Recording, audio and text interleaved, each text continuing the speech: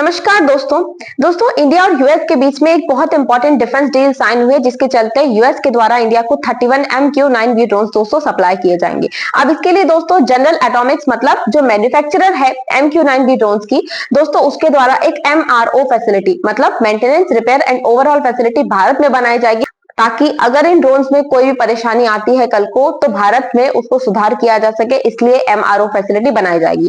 अब दोस्तों ये जो डिफेंस डील दोनों ही देशों के बीच में साइन हुई है, ये FMS के तहत हुई है, मतलब फॉरेन मिलिट्री सेल्स प्रोग्राम, जो कि यूएस का एक प्रोग्राम है दोस्तों, जिसके चलते यूएस के द्वारा डिफेंस आर्टिकल्स, डिफेंस सर्विसेज और दोस्तों डिफेंस ट्रेनिंग अपने इंटरनेशनल पार्टनर्स को और इंटरनेशनल ऑर्गेनाइजेशंस को दोस्तों प्रोवाइड किया जाता है। अब उसी के चलते भारत को भी ये डिफेंस प्रोक्योरमेंट्स किए जा रहे हैं। अब दोस्तों ये जो डिफेंस डील है जिसमें कि MQ-9B प्रीडेटर ड्रोन सप्लाई किए जा रहे हैं दोस्तों, ये high altitude long endurance drones हैं, मतलब हेल ड्रोन्स हैं जो 35 घंटे तक एयरबॉर्न रह सकते हैं, मतलब दोस्तों 1.5 दिन तक हवा में ही रह सकते हैं। और साथ ही साथ में 4 हेलफायर मिसाइल्स, जिनको हम शॉर्ट रेंज टैक्टिकल मिसाइल्स कहते हैं, वो अपने साथ कैरी कर सकते हैं। साथ ही साथ में 450 बॉम्ब्स कैरी कर सकते हैं। इतनी कैपेसिटी इन ड्रोन्स के पास में दोस्तों अवेलेबल है। अब दोस्तों इसमें सबसे बड़ा फायदा जो भारत को होने वाला है वो है डेटरेंस बाय डिटेक्शन का। डेटरेंस बाय डिटेक्शन का मतलब होता है दोस्तों, सबसे पहले तो भारत के द्वारा इन कितने भी टारगेट्स आएंगे उन सभी को डिटेक्ट किया जा सकता है इन MQ-9B ड्रोन से, और फिर उन्हें डिटर किया जा सकता है।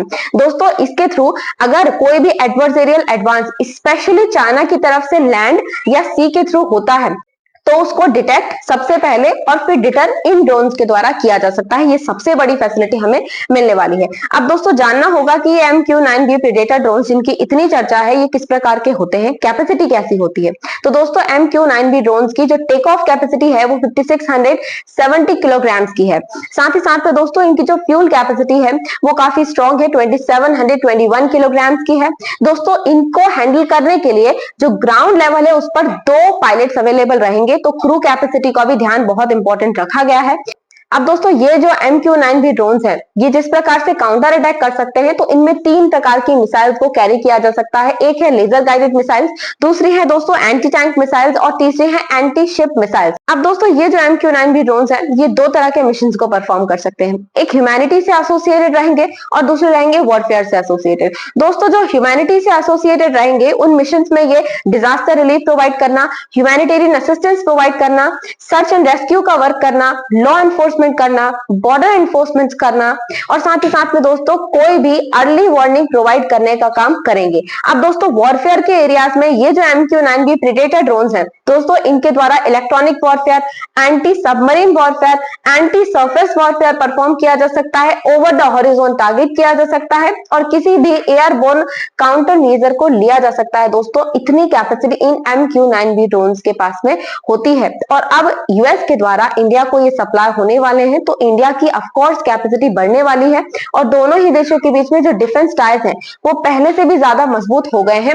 इसलिए समझना होगा कि इंडिया और यूएस के बीच में डिफेंस टाइज किस प्रकार के हैं। दोस्तों इंडिया और यूएस के बीच में डिफेंस टाइज इससे हम समझ सकते हैं कि यूएस हमें 3rd लार्जेस्ट आर्म्स सप्लायर है और साथ ही साथ में दोस्तों 2023 में तो $20 बिलियन का डिफेंस डील दोनों ही देशों के बीच में हुआ था। This is very strong.